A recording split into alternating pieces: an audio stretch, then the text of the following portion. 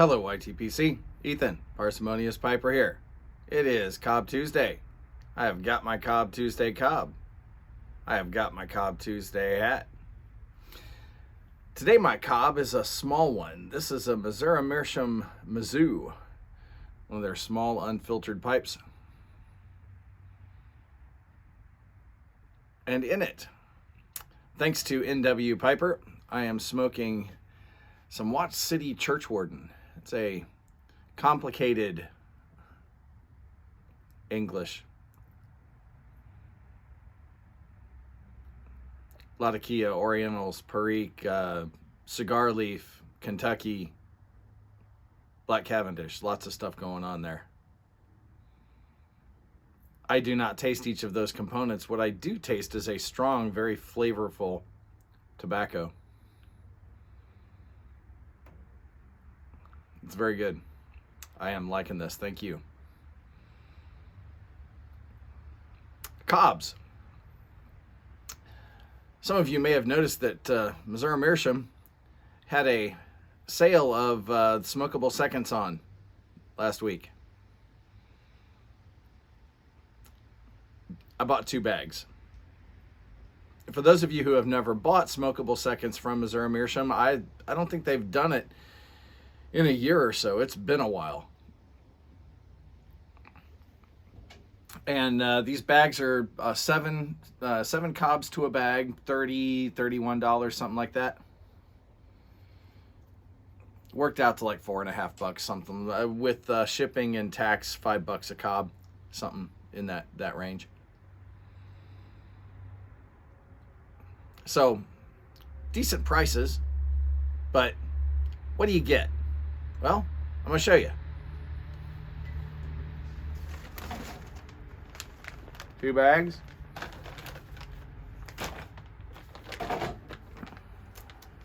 Let's get this first one unloaded here, and let's see.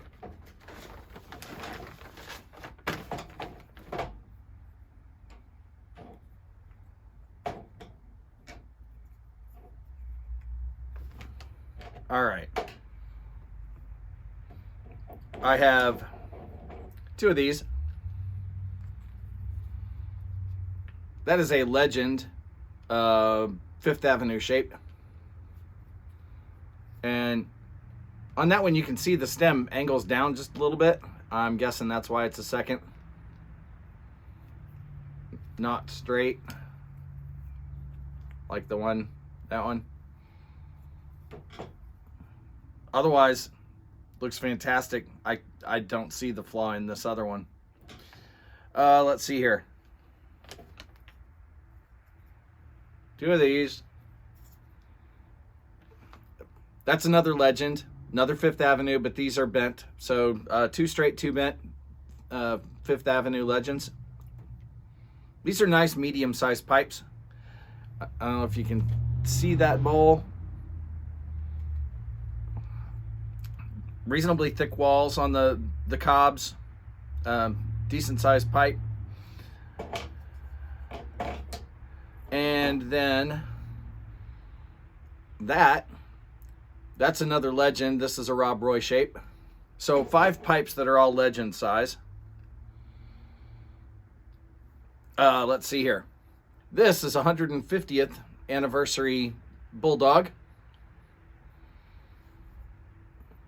The one thing I do recommend if you wind up getting one of these,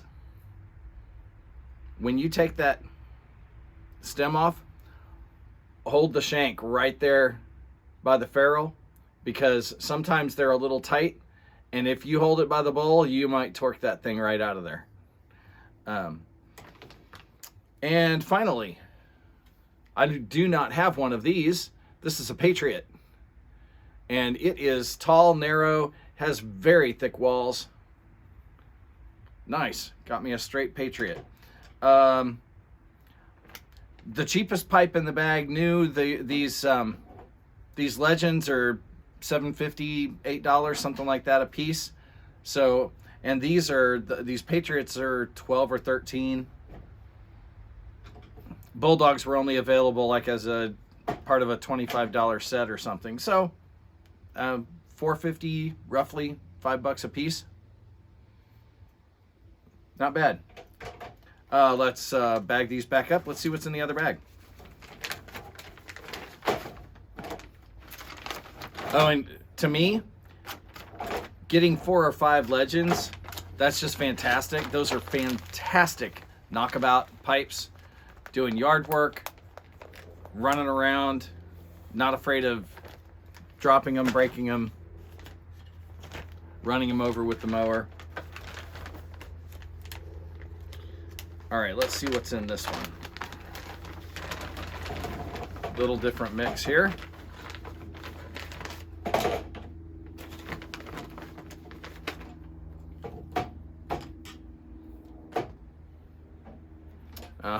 Okay. So, that one matches my little Mizzou. You can see the difference in coloration on that stem. I've been smoking this one a while. And 3 more Fifth Avenue shaped legends, a bent, 2 straight. So 4 that size. Another 150th Bulldog. I'm guessing they must have, because this was a new and difficult shape, they probably had a number of those that they had to scrap for some reason or other. Let's get lit back up.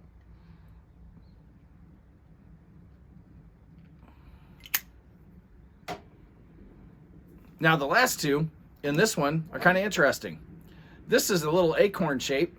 Now that's the shape bowl they put on the Shire Cobbett with a longer stem. And also on their new Leap, less expensive, affordable pipe or something like that. It's that same type of shape. It's a nifty little acorn shape. You can see the flaws in that, but that's a nice medium-sized bowl. Shape I don't have. Expect that to be a good smoker. The most interesting pipe to me in both of these bags is this one right here. Some of you will recognize that shape. That is the shape of an emerald. I am guessing that they discovered a flaw in it and turned it into a second and put a plastic stem on it instead of the more expensive acrylic. But that is exactly what that looks like. That looks like an emerald, which is the white version of like the Charlestown. But it's a pretty decent sized bowl, very similar to the Country Gentleman, little larger bowl. So there you have it.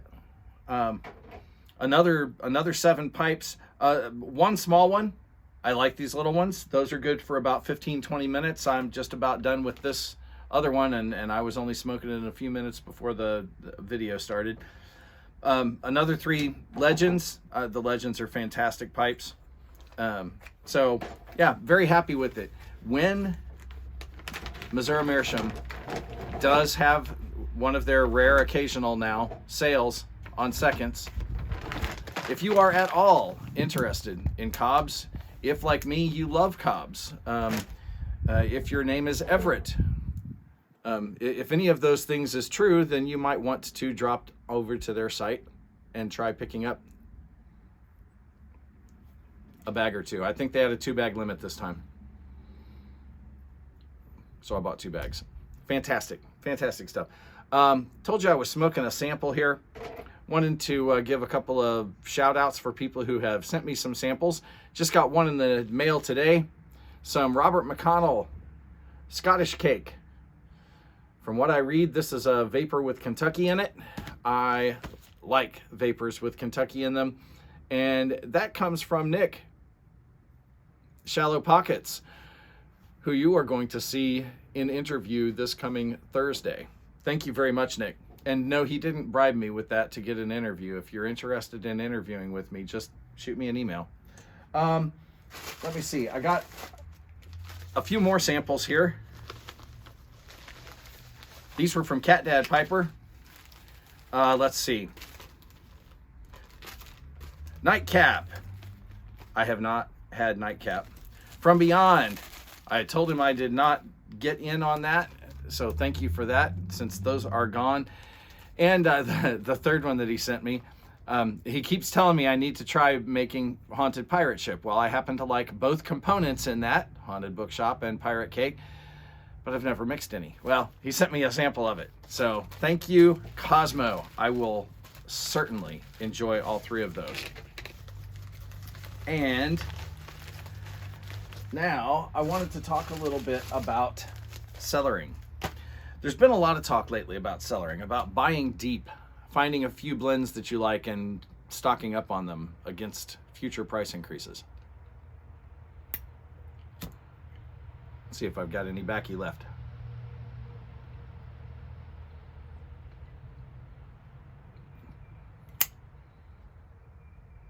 I don't taste wood or cob, so I think I'm smoking tobacco.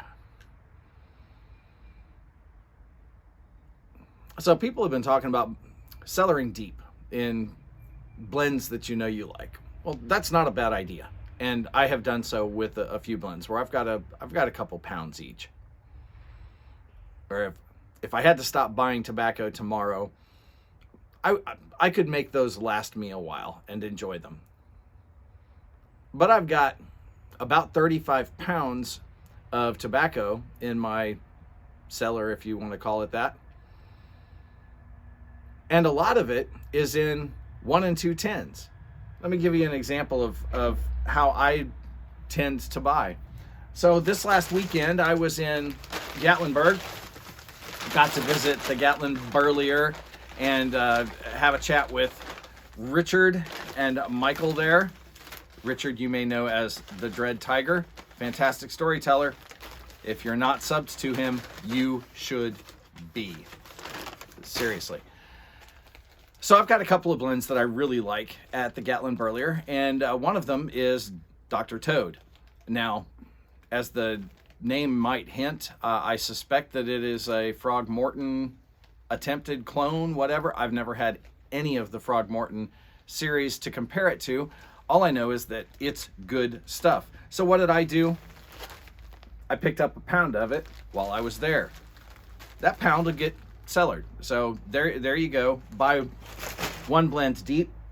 I also picked up a bag of Tsar Michael, which I'm still waiting to hear exactly what the components are, but it is slightly aromatic. It has a light cherry topping to it, and slightly sour cherry, maybe. Not chemically at all, not a strong cherry aromatic. It's not going to blow you away. Where my wife calls the room note of, say, a Captain Black Cherry, which is a really strong room note, she likes that at a 5 level out of 5 stars.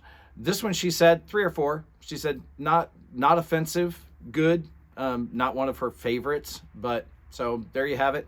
I also picked up a bag, actually, Richard slipped that into my bag, of Sir Richard, his blend, and I smelled it. It's very Englishy, it smells really good. Haven't tried it yet. That will come. So my big purchase there, my big idea was I'm going to be here in town. I may as well stop in to pick stuff up. The tobacco is a bonus. Getting to sit there and chat with Richard, that was the real treat. But I will often buy a pound of something that I like to cellar. Now, what I also do, however, is I keep a running list of tobaccos that you all have reviewed, mentioned, first impressioned, anything like that, that sound interesting to me. I don't write down everything that you guys review because, quite frankly, there are just some types of tobaccos. If you're reviewing straight Virginias, chances are really good that I'm not going to put that on my to-try list. But I do keep a to-try list, and I love hearing what you guys think of different blends.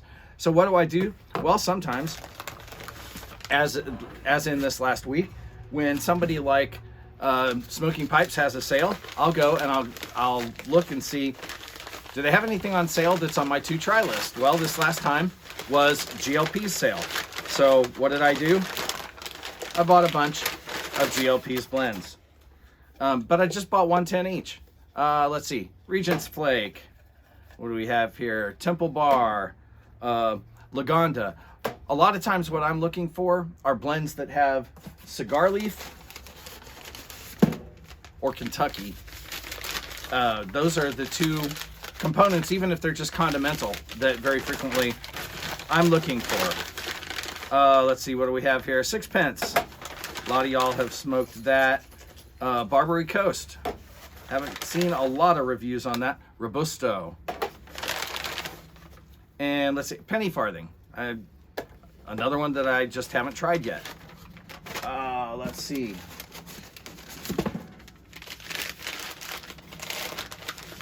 What else did I get? Sextant. Samara. Stacking these up here. Windjammer. I missed out on that first time around. Waited to see what the reviews were like. Thought, it does sound like something that I would probably enjoy. And last but not least, some spark plug. So here I picked up 11 tins. So, you know, another pound and a bit. Look, cellaring isn't just necessarily about cellaring deep. I like variety, and there are so many things out there that I haven't tried, and quite frankly, a ton of them out there that I never will get to try. But there's nothing wrong with buying a bulk purchase of something you know you like, and then getting out there and just buying a bunch of stuff that sounds interesting. Some of these tins I probably won't crack for a year, but I've got them there, and they look interesting. I'm sure I'm going to enjoy most of them. Will they all become favorites? Well, probably not. I can always trade them with somebody else who really likes them, who has something that I really like, if that turns out to be the case. But, you know, I like having the variety. I enjoy trying new things. I'm not the kind of codger smoker that only has, you know, one blend that he smokes. And I wouldn't build my cellar that way either.